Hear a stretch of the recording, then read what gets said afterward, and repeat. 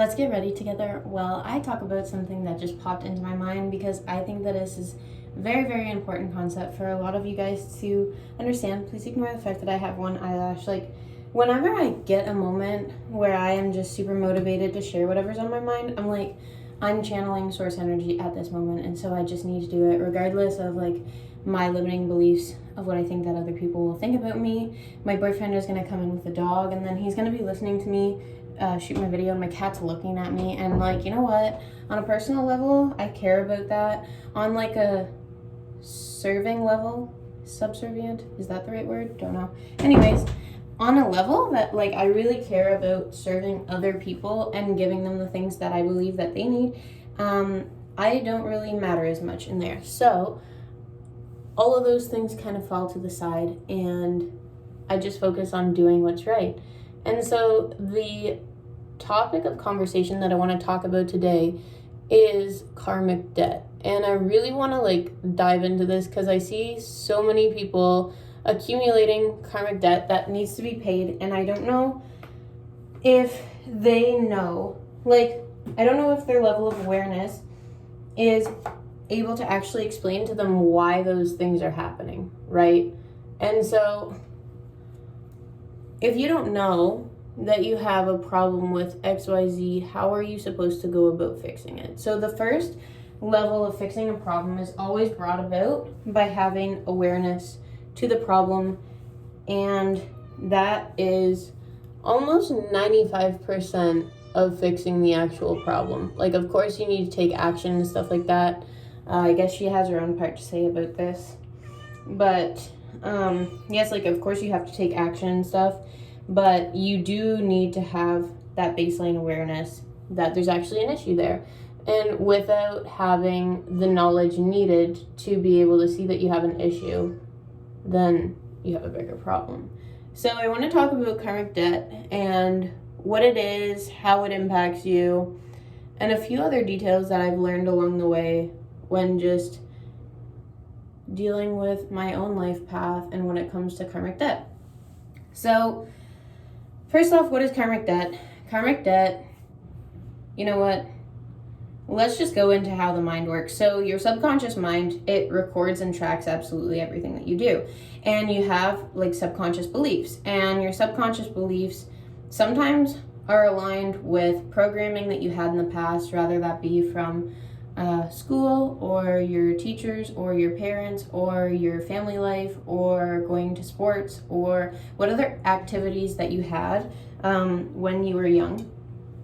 And you record all of these beliefs and they stay in your subconscious mind. But you also have beliefs that you hold from Creator. And so these are divine beliefs. This is an inner knowing. This is your inner compass. And this is, right from wrong. And these are all held in your subconscious mind. So the law of attraction, like attracts like. What happens when you go against these beliefs? What happens when you know that stealing is wrong, but you steal? And then what happens? This is exactly how you accumulate karmic debt. And so subconsciously, you know that it's wrong, but some people have beliefs that there's no creator, and so there's no one always watching them, so they're able to, as long as no physical person is watching them, they're able to get away with whatever they want. And then some people have beliefs that whatever they do won't come back to them consciously. They think, oh, you know what, if I steal this one thing, then I'm going to be perfectly fine. It's not really going to impact them. The people I'm stealing from is not going to impact me in any kind of way. And so they justify to themselves consciously, because you can't justify that subconsciously, that everything is going to be fine. And so some ways of justification would be, I'm going to steal because it's a large corporation and the corporation doesn't need the money and da-da-da-da-da. But what happens is, in your subconscious mind, you have these beliefs and this programming that already exists within you. And inside, in your heart, you know that this is wrong to do. Well, what's going to happen is the universe is going to end up just dishing that right back to you, because your subconscious mind, through the law of attraction, is going to attract circumstances, people, and events into your life that match the energy that you already put in. Which is why they say, what you sow, you also reap. And what I see a lot of people doing is they go out and they have these acts. And rather it's an act of disrespect towards self or someone else, since we're all connected, it's the first universal law of connection.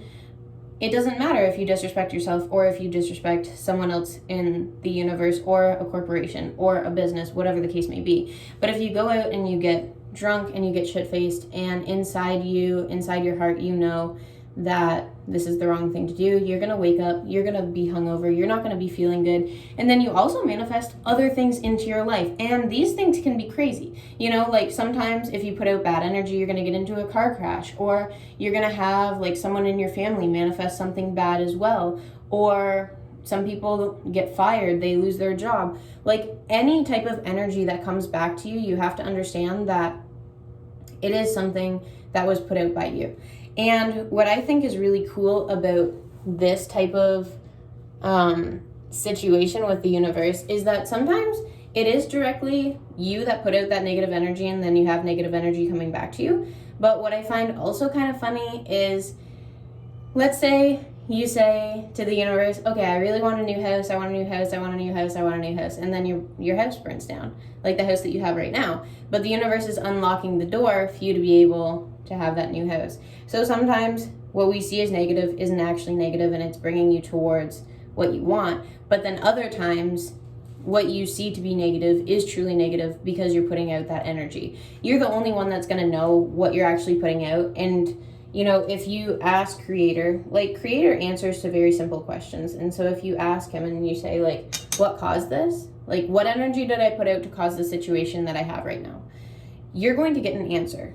And whether you like it or not, the first thing that comes to your mind without really thinking, like just that intuition that pours in, is going to be your answer to whatever you're looking for, whatever question. And what I think is really cool is you can do this with anything. Like the universal consciousness and storehouse of information is always available for you to dip into and like use, which I think is just so much fun. Like I was talking to one of my friends the other day, and I was like, wow, like it is so magical to be on this planet because of the power that we have with Creator and how we're able to create.